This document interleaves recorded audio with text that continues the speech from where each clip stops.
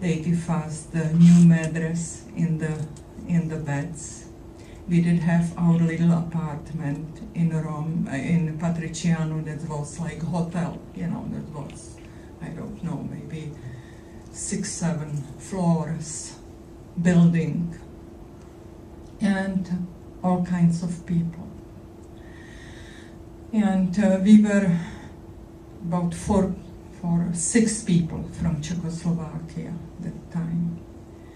One guy from East Germany, he was soldier, and they right away take him to American embassy. He wasn't there. Lots of Albanians was there, which was next to Yugoslavia, and of course they did have it so bad. And we went through the normal channels. We have to have it first, they put us to quarantine. So make sure we don't have TB, we don't have AIDS, we don't have syphilis and any funny, illnesses which can be spread.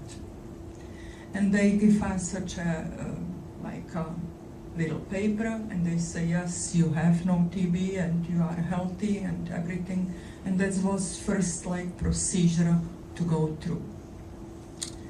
Then we have to, they ask us what kind of sponsor we will have in the United States.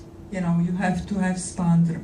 For us, like for my husband and I and my son, that was very easy because that was my parents, and so whatever bills, emergency or something, they will be responsible for the bills. But here, if you have it baby like Mexicans or something, we paying for it. They should have it sponsor, who will sponsor them, and go through the normal channels. Then American embassy asks us all kinds of questions. What kind of organization we'll belong to, if we ever been in a communist party. And we have to answer that and tell them what's what. Then they ask us what kind of education we have, if we can support ourselves, what kind of jobs we were holding, and if we can be somehow plus to United States, not minus. Albanians who didn't know how to read and write, they were staying in American camp 10, 20 years, and they are still there. These Americans still have those camps, refugee camps, because nobody wants them. They didn't know how to read and write, So that was a sad story, but on the other hand, I have to tell you, that was like hotel. They fed us, we did have it cafeteria downstairs. They give us everything new, from the cover to beds and mattresses. And was plain, but before I left, I went through the garbage, and I know how to sew, so I was sewing my drapes in the window, and I did have tablecloths on my my table, and I cover everything, and before I left, I sold it to Albanians. So I did have it $50 in my pocket. So that's how that was. And, I waited 7 months in an American refugee camp because American embassy has to verify whatever we're saying is true. Those people who coming here, I am so much against amnesty, or signing some kind of paper. Today I was reading about Mr. Obama aunt who came here from Kenya. How you can give her amnesty if we were risking our life to come here? And we went through channels which are the law. And that's the difference between illegal and legal immigrants. We follow the law, and they breaking the law. So either you choose to follow the law, or you break the law. And if you break the law, that's always you have to know that there will be some punishment. You know.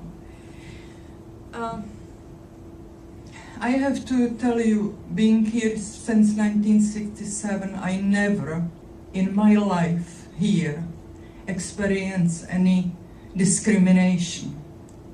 Although I have accent, I was always working. Yes, I did have good education from Czech Republic. I was a chemical engineer, and my husband is medical doctor.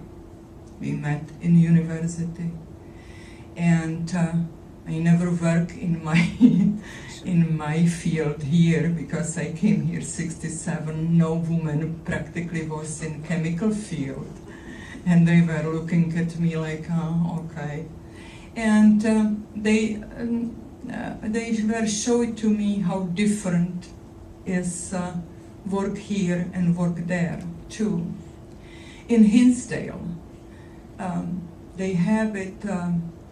I was working in Prague in research, okay, and in Hinsdale government have research, and in Prague that was like big bubble with all kinds of chemicals inside, and we did have it such a wooded ramp which were walking around. If somebody will fall in it, that will be end of him. But anyway, that's how that was. And I was applying for the job in Hinsdale because I know they have it research there. So that time I remember how much chemicals was there and what chemicals and so on and so forth. Today I don't even remember that, but anyway, so I told them that. And this guy, he was from Greece. And I was saying to my husband, he have two brains because he didn't have any hair and he have big bump here.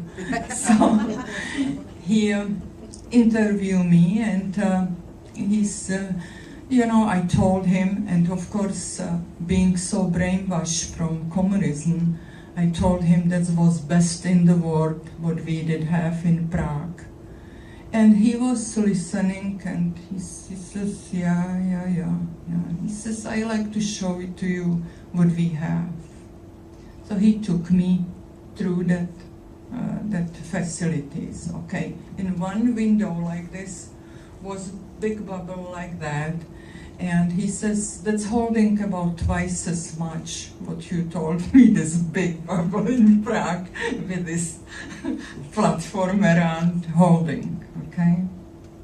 Then we went farther, and he showed me another smaller bubble, and he says, let's start to be smaller, but concentrate, and that's holding about 3 times as much what you have in Prague. End of the interview, I thought, if they will have some kind of deep canal, I will crawl there and go out and don't be embarrassed so much. But that's how that went. They told you that's the best in the whole world, and you believe them. You are young, from school and so on and so forth. But I realized he told me I have to go at least 3 years back to school in order to catch up with the West and with the American schooling.